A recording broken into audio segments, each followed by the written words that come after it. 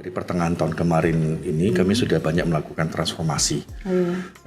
Bagaimana kami bisa terus menjalankan program kami, bantuan layanan yang kami berikan ini kepada para penerima manfaat dari kami dengan adanya kondisi seperti ini.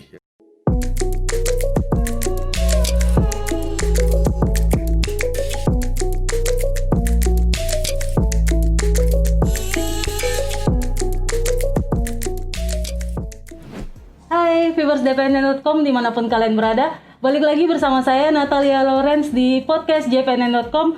Kulik terus, jangan kasih kendor. Dan hari ini di studio kita bakal ngebahas khusus soal permasalahan stunting yang mengganggu pertumbuhan tubuh anak akibat dampak dari gizi buruk. Dan ini sudah banyak terjadi di Indonesia. Saat ini sudah hadir di studio Head of Early Childhood Education and Development dari Tanoto Foundation, Mas Edi Hendri. Hai Mas Edi Hendri, apa kabar? Halo, selamat siang Mbak Natali. Selamat siang, gimana sehat Mas ya? Sehat, Alhamdulillah. Mas Edi, karena kita ngebahas stunting ya. Stunting itu apa sih sebenarnya Mas? Nah ini stunting ini banyak yang masih belum paham ya. Iya, nggak semua orang tahu itu apa stunting itu.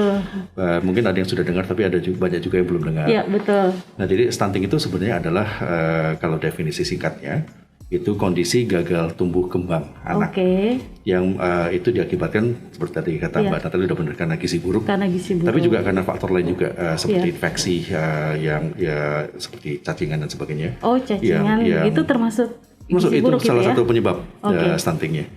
Nah jadi itu ke dampak atau kelihatannya itu dari tinggi badan di usia 2 tahun atau usia 5 tahun itu tidak sesuai dengan tinggi badan yang seharusnya di usia anak tersebut. Jadi tidak proporsional yang seharusnya. Betul. Nah, jadi ini sebenarnya tinggi badan itu cuma proksi atau suatu indikasi awal dari apa yang terjadi di otaknya. Jadi banyak yang mengira bahwa kalau gitu stunting itu sama dengan anak kerdil atau anak pendek. Sebenarnya tidak. Ya kalau pendek itu kan cuma tinggi badan ya. Iya betul. Tapi sebenarnya stunting itu bukan hanya dari segi tinggi badannya di bawah seharusnya, tapi juga perkembangan otaknya itu sebenarnya paling penting. Perkembangan otaknya yang terhambat. Ya jadi dan kita tahu kan kalau anak-anak itu perkembangan otak itu terjadinya cukup cepat itu di usia sampai dengan usia 2 tahun dari sejak dalam kandungan sampai usia 2 tahun. Di usia 5 tahun itu sudah 90% dari otak itu sudah terbentuk. Iya betul. Nah tapi karena gagal tumbuh kembangnya itu perkembangan otaknya itu tidak normal. Nah itu dampaknya itu bisa sampai anaknya itu misalnya IQ-nya turun. Ya, jadi mereka tidak bisa mengikuti kemampuan belajar dibandingkan teman-temannya yang mungkin tidak stunted. Dan itu dampaknya juga ke depannya adalah mereka mendapatkan pekerjaan itu lebih susah. Gajinya lebih rendah, dampak ekonomi dampaknya ke perekonomian mereka gitu juga ya. Betul. Nah, kenapa Tanoto Foundation fokus gitu untuk menangani masalah stunting ini gitu? Kenapa penting untuk ditangani? Jadi sebenarnya triggernya itu ada 2 kejadian. Yang pertama itu adalah karena keluarga sendiri Tanoto Foundation, yaitu yang keluarga Tanoto yang mendirikan Tanoto Foundation itu sangat concern terhadap anak usia dini. Jadi sejak didirikannya Tanoto Foundation di tahun 1981 itu fokusnya udah dimulai dari TK dan SD. Nah jadi dan kami terus fokus sampai ke dunia pendidikan itu sampai sekarang. Nah namun untuk masalah stunting ini kita tahu bahwa pemerintah itu punya suatu target lah ya bahwa Indonesia emas di 2045 di mana kita dapatkan bonus demografi. Nah jadi kalau bonus demografi itu kan berarti kita usia produktif populasi Indonesia itu kan bakalan banyak. Jadi yang seharusnya bisa membawa negara kita menjadi salah satu pemain pemain dunia yang diperhitungkan. Gemilang gitu. Betul ya. Nah namun kalau misalnya kondisi stunting ini tidak ditangani, itu kasus yang sekarang 3 dari 10 anak itu penderita stunting. Jadi kalau setahun kira-kira 4,8 sampai 5 juta anak yang lahir per tahun. Bayangin kalau sepertiganya itu stunting ya. Betul. Jadi sampai kalau masalahnya tidak ditangani sekarang, ya 2045 kita bukannya dapat bonus demografi tapi dapatnya beban demografi jadinya. Benar. Ya. Nah, jadi itu yang kondisi pertama. Kondisi kedua adalah bahwa pandemi sekarang ini. Ya, kalau pandemi ini salah satu dampaknya kan angka kemiskinan naik. Akses ke pelayanan kesehatan dasar juga terbatas, ke posyandu juga terbatas dan sebagai anak-anak mungkin yang seharusnya sudah mendapatkan imunisasi juga tidak dapat imunisasi. Dan soalnya puskesmas atau apa kan sibuk melayani orang yang mau rapid betul, kayak gitu. Betul. Ya, orang tua juga mungkin khawatir kalau berkunjung ke puskesmas atau ke posyandu untuk mendapatkan imunisasi, takut tertular. Iya benar. Okay. Nah, belum lagi dampak karena tingkat kemiskinan yang tinggi dan prevalensi stunting atau kejadian stunting itu juga tinggi di tingkat ekonomi keluarga yang prasejahtera. Yeah. Nah, jadi semakin banyak juga kekhawatiran kami itu mengenai bahwa makin banyak kasus stunting yang akan terjadi kalau tidak ditangani sekarang. Okay. Nah, jadi setelah Mas menangani ini sudah berapa lama nih masalah stunting ini? Nah, kita baru sekitar mulai 3 tahun yang lalu kita baru mulai menangani masalah stunting. Setelah 3 tahun pasti kan sudah ke banyak daerah. Mas sudah banyak daerah. Mas ngelihat seberapa besar sih, separah apa sih masalah stunting setelah berkunjung ke daerah ya? Separah apa gitu, sampai harus memang fokus gitu. Ya, betul. Nah, jadi kami juga dalam cara kami, approach kami untuk melakukan program kami, itu kami selalu memastikan bahwa kami mempunyai data, fakta yang benar, sehingga kami bisa melakukan strategi yang baik, yang tepat sasaran. Kami juga berkolaborasi nih dengan pemerintah. Ya, contohnya dengan TP2AK dari Satpapres, ya dengan Kemenkes, dan juga NGO-NGO yang lain seperti World Bank, ya UNICEF dan sebagainya, untuk mendapatkan gambaran seperti apa sih yang terjadi. Plus kami juga seperti tadi Mbak Natalie sudah katakan juga bahwa kami juga berkunjung ke daerah. Daerahnya mana saja? Di daerah itu kita banyak mulai dari Indonesia Barat, Sumatera, Jawa, Kalimantan, Sulawesi, NTT, Seram. Udah hampir 34 provinsi nih. Ini belum sejauh itu ya. Tapi kita ingin mempelajari memang kebiasaan, pola makan, pola asuh, pola hidup bersih sehat itu seperti apa sih yang ada di daerah. Karena memang ini tiga perilaku ini memang berdampak kepada pencapaian stunting. Nah, jadi yang pertama kita lihat tuh kalau di daerah memang pemahaman mengenai stunting ya. Jadi mereka menganggap kebiasaan-kebiasaan atau perilaku yang mereka anggap itu memang biasa, sudah menjadi norma di sana, itu terus dilakukan. Nah, atau sesuatu yang telah mereka dapatkan dari orang tua mereka, itu yang mereka kemudian lakukan kembali ke anak-anaknya. Jadi jatuhnya kayak ke budaya masing-masing daerah gitu ya? Betul. Padahal memang mungkin perilaku-perilaku itu memang bisa berdampak kepada anak-anak lahir stunted. Nah, ini kan Mas sudah tadi nyebut beberapa provinsi yang saat ini paling difokuskan, meskipun semua prioritas ya. Tapi yang bukan paling parah sih. Jadi daerah mana yang menurut Mas harus lebih banyak khusus diperhatikan soal stuntingnya itu? Ya, oke. Baik. Memang pemerintah sudah mengidentifikasi daerah-daerah prioritas stunting di kabupaten kota di Indonesia yang memang tingkat stuntingnya itu tinggi atau jumlah kasus stunting di daerah tersebut cukup tinggi. Jadi memang kita mulai dari sana, dari daerah itu. Jadi awal di 3 tahun yang lalu mulai dari 100 kabupaten kota, tambah lagi 60, sekarang tambah lagi 100 dan akan tambah 100 lagi. Jadi memang targetnya itu dimulai dari daerah-daerah yang sudah ditentukan oleh TP2AK dan menjadi daerah fokus stunting. Jadi kami pilih beberapa daerah. Jadi satu itu daerah Pandeglang di Banten. Itu daerah di DKI sebenarnya juga kasus stunting tinggi. Di Jakarta Timur itu sekitar 35.000 anak-anak penderita stunting di Jakarta Timur sendiri. Jakarta lagi ya, ibu kota. Betul. Nah, jadi tapi itu karena tadi balik lagi ya, karena pengetahuan pemahaman tentang stunting dan cara mencegahnya itu belum banyak dipahami. Nah, kemudian juga kita ada di Kutai Kartanegara, itu tingkat stuntingnya itu naik dari sejak 2013 ke 2018. Itu juga tingkat stunting yang tinggi.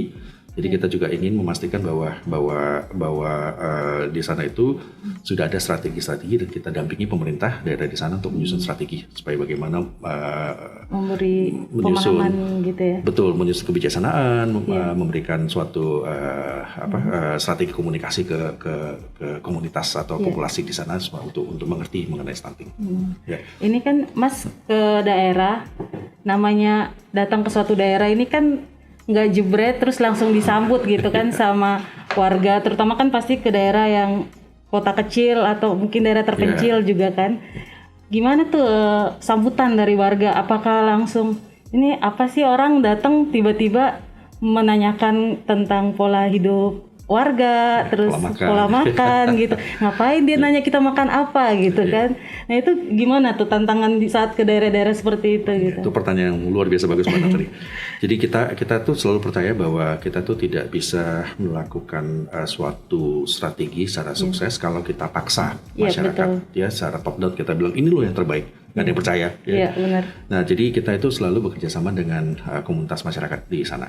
Jadi waktu kita melakukan beberapa studi di Sulawesi Barat, di Seram, di NTT, kita menggunakan atau mempekerjakan masyarakat di sana atau biasanya itu adalah dari universitasnya di sana.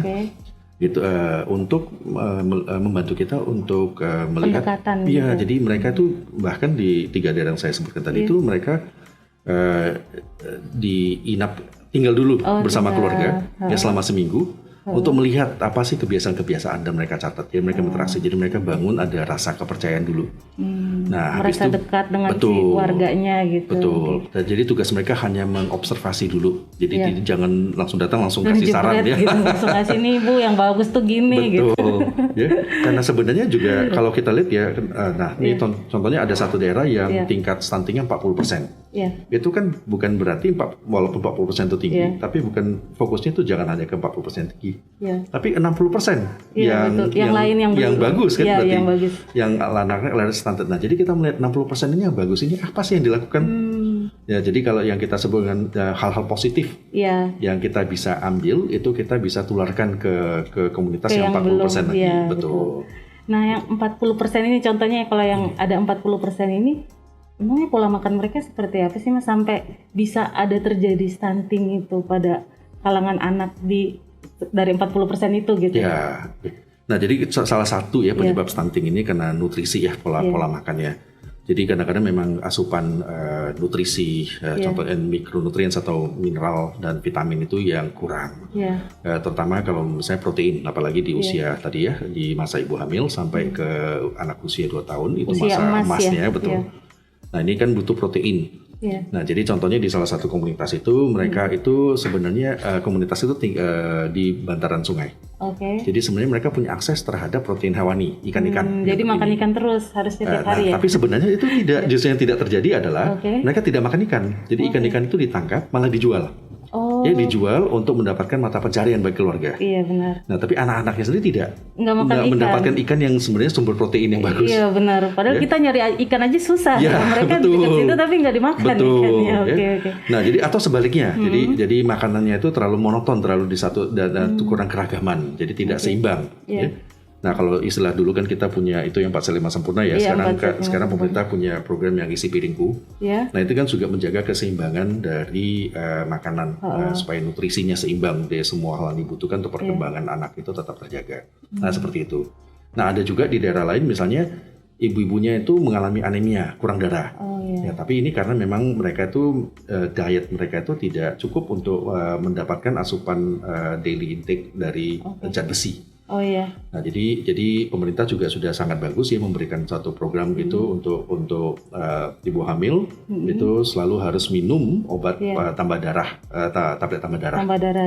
Ya tapi kadang-kadang itu tidak diambil obatnya dari posyandu tapi tidak diminum. Jadi mereka menganggap remeh ya. Padahal itu penting. Karena pemahamannya betul. Benar. Terus apalagi tantangannya selain yang tadi kan ternyata pola makan mereka mungkin dengan kebiasaan di daerah itu karena jadi pola makannya berubah gitu. Terus setelah mulai ada pendekatan dari Tanoto dan juga setelah menggait orang dari daerah itu, kira-kira gimana nih menjelaskan kepada si warga ini loh sebaiknya seperti apa agar anak tidak menjadi stunting, itu apa semudah itu mendekati mereka gitu? Ya itu pertanyaan bagus juga. Nah jadi melakukan langkah strategi pencegahan stunting ini memang tidak gampang, tidak hanya sekedar pola nutrisi ya. Ini faktor-faktor kalau kita listkan faktor-faktor apa saja sih yang menyebabkan stunting, wah itu luar biasa banyak. Banyak banget ya. Mulai dari misalnya akses ke air bersih, punya sanitasi nggak, jamban nggak, ya. Kemudian sebelum misalnya mereka memberikan ASI kepada anaknya itu mereka cuci tangan nggak supaya tidak anak-anak tidak terinfeksi. Itu hal kecil ya padahal kecil, ya. Betul. Oke. Ya, tapi berdampak. Ya. Betul. Kemudian apakah selama 6 bulan pertama sejak anak lahir itu yang diberikan orang tua itu ASI oleh ibu itu ASI eksklusif nggak? Ya. Kemudian sesudah 6 bulan pemberian makanan tambahannya itu yang bergizi nggak? Atau malah mungkin orang tua itu menganggap bahwa yang penting anaknya senang, tidak rewel, tidak nangis, beli aja snack yang ada di toko atau di warung. Jadi kalau anak pengen Indomie beliin aja gitu. Salah jangan nyebutin merek. Maksudnya kalau pengen makan, kalau nanti pengen makan mie-mian atau cemilan-cemilan gitu. Betul. Karena biar anak seneng aja, biar nggak nangis terus dikasih aja gitu ya kan? Betul. Nah jadi memang tantangan kita itu di perubahan perilaku itu tadi di 3 hal itu ya, pola makan, pola nutrisinya, kemudian pola hidup bersih dan sehat dan pola pengasuhan itu 3 itu sih yang fokus dari kami. Ya. Ini Mas, selama ke daerah itu selain tantangan mengenal budaya mereka, ada nggak sih kayak penolakan gitu dari warga? Maksudnya kayak merasa ya ngapain diatur sih kayak gini-gini gitu, maksudnya kan pasti kan juga menggait pemerintah daerah dulu kan, kerjasama dulu kan. Betul. Ada nggak sampai yang ditolak gitu orang dari Tanoto Foundation gitu? Kalau dari pemerintah daerah belum ada sama sekali ya.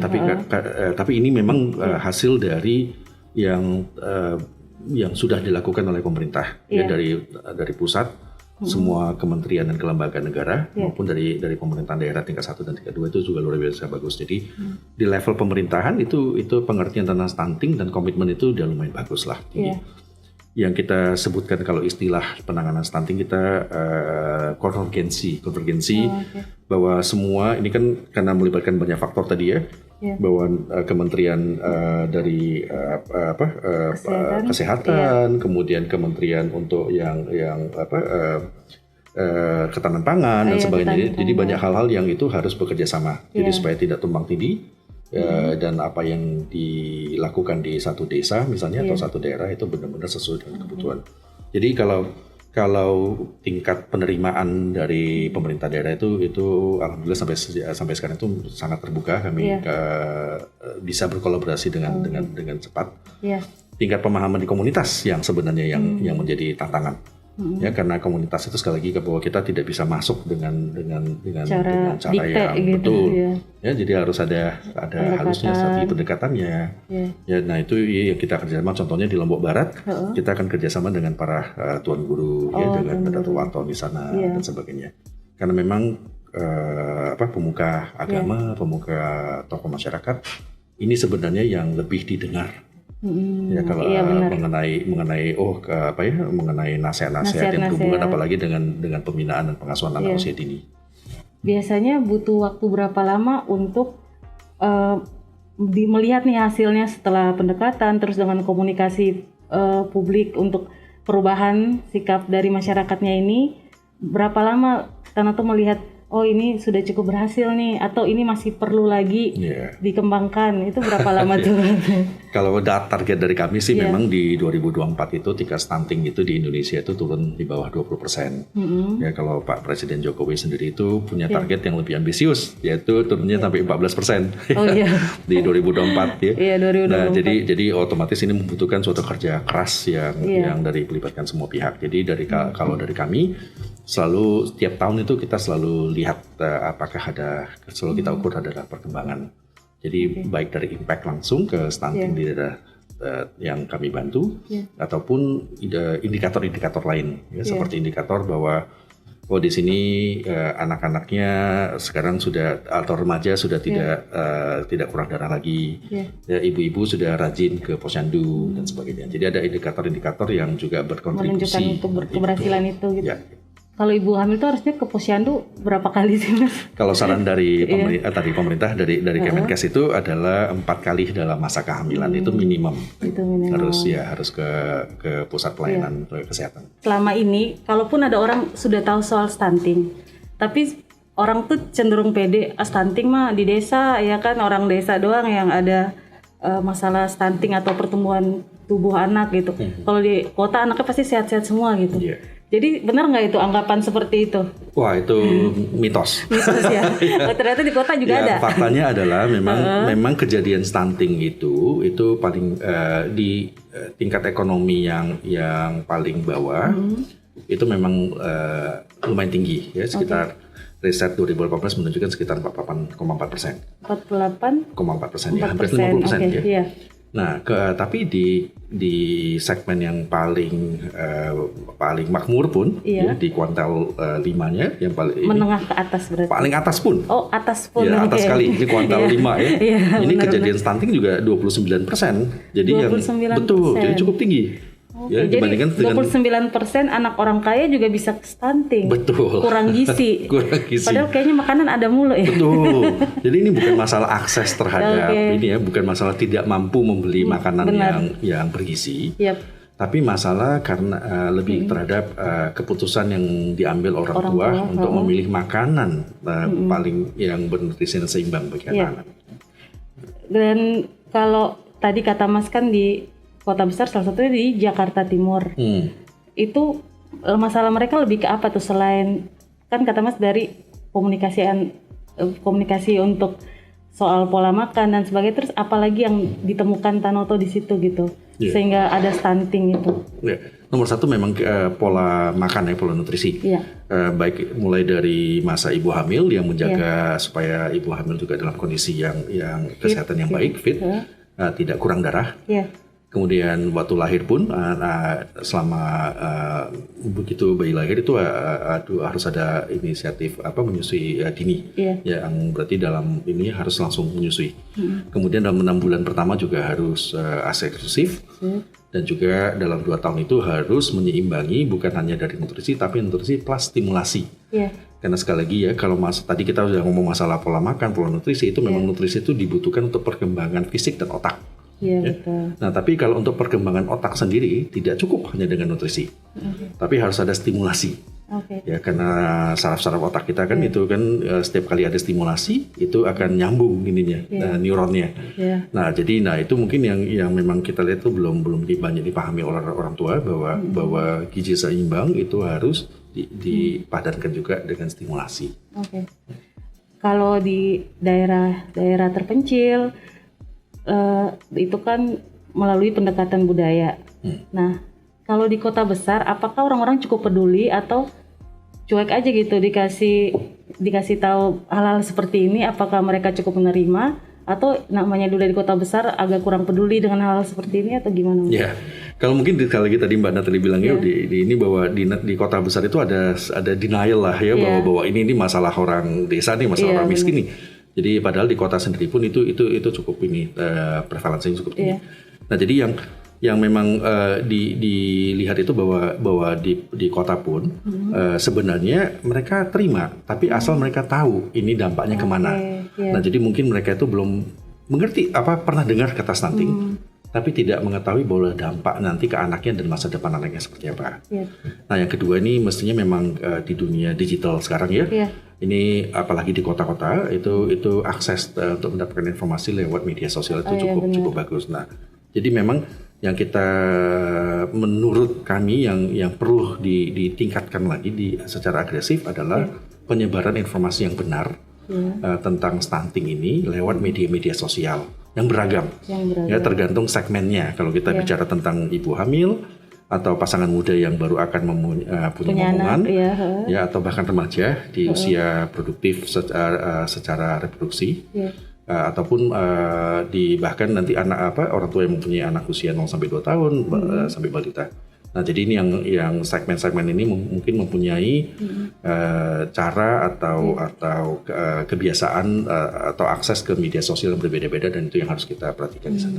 Berarti Tanoto saat ini kalau untuk yang di daerah perkotaan sosialisasinya juga lebih kayak lewat medsos gitu, selain datang langsung berarti. Betul. Jadi kalau di kota kita memang bekerja sama dengan teman-teman media, itu penting sekali. Jadi media cetak, media elektronik, kemudian yang lewat sosial media, itu menjadi andalan lah untuk penyebaran komunikasi.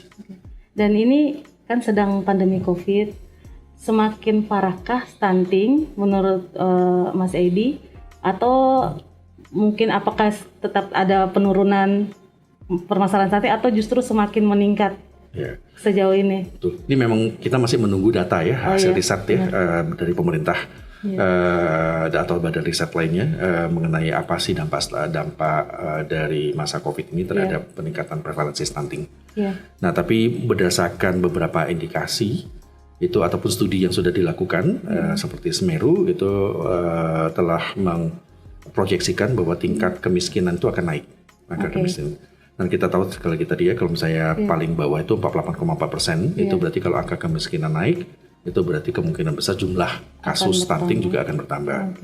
Ya, dan juga kita melihat aja logikanya bahwa kalau misalnya akses terhadap pelayanan dasar untuk imunisasi anak, untuk mendapatkan tablet tambah darah di posyandu misalnya atau puskesmas, itu terhenti karena memang tidak bisa ada akses itu, apalagi di daerah-daerah yang zona merah, itu kemungkinan besar akan berdampak kepada kepada anak-anak yang lahir yang menjadi resiko lah untuk menjadi stunted. Dan ini kan masalah stunting berarti orang tuanya juga yang harus belajar, bukan anaknya aja yang makannya ya kan? Betul. Berarti kan soal parenting juga. Betul. Dari Tanoto apakah juga fokus untuk parenting dalam hal pengurangan masalah stunting ini? Iya betul. Nah ini memang kelanjutannya, kalau stunting kita nggak, memang fokus kita nomor satu pasti pencegahan ya. Iya betul. Jadi sebelum pas lahir anak itu kita sudah ingin memastikan bahwa mereka tidak stunted. Nah tapi sekali lagi stunted itu kalau kita lihat itu karena memang perkembangan otak, jadi kita juga harus fokus kepada anak usia sampai 2 tahun, kemudian sampai 5 tahun bahkan. Ya. Nah, jadi pola pengasuhan atau parenting kita dari Tanoto Foundation itu, program-program kami itu menyasar kepada orang tua, suami istri yang mempunyai anak-anak usia 0 sampai 3 tahun, fokus pertama, kemudian 3 sampai 6 tahun. Nah, 0 sampai 3 tahun ini kami mempunyai program yang kami sebut SIGAP. SIGAP. Ya, SIGAP untuk 03 dan juga SIGAP untuk 36. Ya, SIGAP kepanjangannya? Oh ya, maaf. Ya, kepanjangannya itu adalah siapkan generasi anak berprestasi. Singkatannya SIGAP. SIGAP, betul. Ya. Nah, ini program SIGAP ini adalah kami bekerja saat ini ya, kami bekerja sama dengan Pemprov DKI, dengan Pemkab Kota Kartanegara, dan juga Pemkab Pandeglang, Banten, untuk mendirikan layanan pengasuhan anak usia dini 0 sampai 3 tahun. Jadi ada sentranya, kami gunakan Taman Posyandu yang ada, kami renovasikan, dan di sana tuh kalau misalnya sudah diizinkan ya untuk berkunjung ke sana, orang tua bisa mendapatkan konseling bagaimana cara pengasuhan anak yang responsif, yang positif, dan termasuk kepada 3 faktor tadi ya, pola makan, pola hidup bersih dan sehat, dan pola pengasuhan. Kan ini parenting berarti soal orang tua ya Mas? Betul. Emang ada yang orang tua yang kayak ngeyel banget gitu, maksudnya kayak sampai mereka tuh kayak ya udahlah anak dikasih makan udah selesai gitu. Jadi ada yang sampai separah itu gitu, sampai harus perlu mendapat bimbingan berupa parenting kayak gitu. Ini memang mungkin memang tidak semua orang langsung lahir dengan pengetahuan atau ini ya pas nikah punya anak langsung pengetahuan parenting itu seperti apa. Benar. Ya apalagi kalau mereka sudah biasa dalam lingkungan yang mereka dapatkan dari orang tua mereka sendiri. Ya jadi biasanya turun ya untuk ditularkan lagi ke ini loh cara mengasuh anak-anak saya, dan so far fine aja gitu ya. Nah tapi kalau misalnya kita terus memberikan pemahaman ke mereka bahwa ada cara yang lebih baik, sehingga anak-anaknya itu tidak hanya mengenai stunting tapi supaya stimulasinya, perkembangan psikoemosionalnya itu menjadi lebih bagus ya untuk masa depan anak-anak mereka. Nah biasa orang tua jauh lebih ingin ikut serta untuk mendapatkan konseling seperti ini. Parenting itu Mas, singkat aja, apa sih yang harus dilakuin orang tua itu biar parenting untuk mencegah stunting? Maksudnya kan ini kita baru secara umum, tapi orang tua tuh harus apa sih biar ini loh bagian dari parenting gitu. Iya. Yang nomor satu harus observant, harus lihat terus apa yang terjadi dengan anaknya. Ya selain dapat pengetahuan dasar tentang anak itu harus dapat ASI inklusif dan sebagainya tadi sudah kita bicarakan, tapi melihat terus perkembangan anaknya. Ya dimana kalau anaknya yang seharusnya dalam usia tertentu misalnya ada hambatan, misalnya seharusnya di usia ini dia sudah bisa megang sesuatu nih. Tapi ternyata belum, atau dia seharusnya sudah bisa bicara tapi belum. Seharusnya dia sudah secara kalau kita panggil dia langsung lihat dengan mata misalnya. Nah kalau misalnya orang tua observant dan tahu bahwa sesuatu yang seharusnya terjadi tapi tidak terjadi, itu secepatnya harus mendapatkan mencari tempat-tempat yang bisa memberikan bantuan ke pusat kesehatan ataupun ke dokter spesialis anak dan sebagainya. Biasanya ketika ini membahas parenting, istri sama suami itu mana yang terlihat lebih perhatian? Biasanya kan kalau ayah, kalau ayah udah kan ada emaknya gitu, itu bisa lah diurusin gitu. Sementara si ayah ini ya udah membiarkan, kadang yang harusnya mungkin si anak nggak boleh begini, tapi si ayah membiarkan karena ya udahlah yang penting seneng gitu. Itu yang gimana Mas? Nah itu memang kalau secara insting memang ya memang ibu lah ya yang paling ini ya dekat dengan pengasuhan anak usia dini terutama ya. Tapi kalau memang di semua program-program kami yang mengenai parenting itu kami juga mewajibkan melibatkan peran dari ayah. Nah jadi karena contohnya saya ambil satu contoh aja, bahwa pemberian ASI eksklusif selama 6 bulan pertama secara kasat mata kita lihat ini pasti hanya tugas ibu yang harus menjamin ya ini. Tapi kadang-kadang ibu kan banyak kerjaan tugas lainnya, tugas untuk rumah dan inilah ada aktivitas kegiatan di rumah. Multi talent ibu betul, di rumah ya. harus katanya apa sih pemain sirkus yang harus bisa juggling segitu banyak. Super mama ya betul. Nah jadi peran ayah itu penting untuk memastikan bahwa ibu itu punya waktu untuk memberikan ASI kepada anaknya. Jadi dukungan ayahnya itu penting sekali. Nah sama juga pada saat memberikan stimulasi kepada anak-anak. Nah itu juga itu bukan hanya urusan ibu ya karena ayah juga akan memegang peranan penting. Tuh ayah, jangan butuh ibu pas malam aja, giliran ibu udah ngeluarin anak nggak diurusin ya kan. Jadi ayah juga harus mengingat peran mereka penting untuk pertumbuhan kembang anak ya Mas. Betul. Oke. Dan ini ada tantangan lain apa lagi Mas terkait parenting ini, terutama di daerah-daerah terpencil deh itunya. Jadi tadi kita udah bicarakan banyak mengenai bagaimana orang tua harus bisa pola pengasuhan itu dalam arti memilih makanan yang paling bernutrisi dan juga memastikan bahwa lingkungannya itu adalah dalam lingkungan yang bersih dan sehat sehingga anaknya juga bisa tumbuh kembang dengan sehat. Nah, tapi peran lainnya dari parenting ini juga adalah yang kita sebut dengan positive parenting. Ini juga pada saat kita mungkin mendisiplinkan anak. Nah, ini kan kalau di beberapa daerah atau beberapa komunitas mungkin kalau anaknya lagi rewel, anaknya lagi ini mungkin ya bukan hanya sekedar dimarahin ya, tapi mungkin ada tindakan fisik yang diambil oleh orang tua memukul gitu ya. Dan itu sebenarnya tidak bagus ya untuk perkembangan anak, karena sekali lagi anak itu akan berkembang belajar dari apa yang dia rasakan, dia lihat dan dia terima dari orang tuanya. Nah jadi yang itu mungkin yang untuk memberikan pemahaman kepada orang tua ya bahwa tindakan fisik kepada anaknya untuk mendisiplinkan anaknya itu bukan sesuatu itu tidak ada bagusnya. Iya betul. Dan sejauh ini seberapa berhasil program ini menurut Mas sampai dengan udah 3 tahun ya pencegahan stunting dan juga parenting dalam menjalankan program ini kira-kira sudah berapa persen kalau menurut Mas? Jadi sebenarnya kami juga ini masih kalau 3 tahun itu sebenarnya masih baru mulai lah ya. Kita mulai dulu juga dengan di awal-awalnya itu mulai studi, lihat apa yang benar-benar dibutuhkan dan apa yang bisa kita lakukan dengan siapa kita harus berkolaborasi dan sebagainya. Jadi memang baru tahun ini di 2020 ini baru kita memulai beberapa program kami. Dan itu pun terus terang memang ada beberapa yang terhambat karena pandemi. Nah jadi memang kalau dilihat dari hasilnya ada berapa yang hasilnya sudah kelihatan sudah bagus sehingga kita bisa terapkan di 2021. Ya tapi ada juga yang kita harus menunggu dulu sampai ada waktu di mana kita bisa melihat hasilnya. Ini. Tapi so far dengan kerjasama ya sekali lagi salah satu prinsip dari program dari Tanoto Foundation ini adalah kami selalu bermitra. Ya karena kami tidak bisa melakukan ini sendiri. Betul Mbak. Jadi baik itu dengan pemerintah maupun dengan NGO, dengan lembaga masyarakat yang lainnya dan dengan lembaga-lembaga ini grassroots organization dengan individu-individu yang sudah berkecimpung di dunia ini, yaitu kita selalu terbuka untuk bekerja sama untuk demi membantu suatu daerah, komunitas ataupun secara nasional. Dan ini sudah 3 tahun. ditambah 2020 pandemi COVID.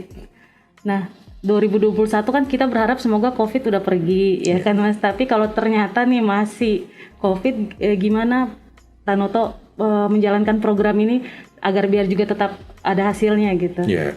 Nah, kami sebenarnya dari pertengahan tahun kemarin ini kami sudah banyak melakukan transformasi. Bagaimana kami bisa terus menjalankan program kami, bantuan layanan yang kami berikan ini kepada para penerima manfaat dari kami dengan adanya kondisi seperti ini. Jadi yang mungkin yang pertama yang kami kemarin coba ya, selain memigrasikan atau mentransfer pelayanan pendidikan, kalau misalnya ke guru-guru PAUD atau ke ini melalui online, kami melakukan banyak webinar, melakukan online training dan sebagainya. Tapi juga kami mencoba untuk bagaimana menjangkau ke orang tua. Ya, karena memang kalau di dunia anak usia dini ini, memang anak usia dini itu tidak bisa belajar hanya dari segi pembelajaran jarak jauh, dari segi online. Itu mereka dalam usia di mana mereka tetap butuh interaksi. Interaksi dengan orang tua, dengan teman-temannya, dengan lingkungan. Yang ini tidak bisa digantikan dengan online. Nah, jadi kita kemarin melakukan pilot penerapan program yang kami sebut paket anak sigap. Nah, jadi di paket anak sigap ini kami bekerja sama dengan sekolah-sekolah PAUD yang ada di 3 lokasi, termasuk di Kalimantan, di Banten dan di DKI.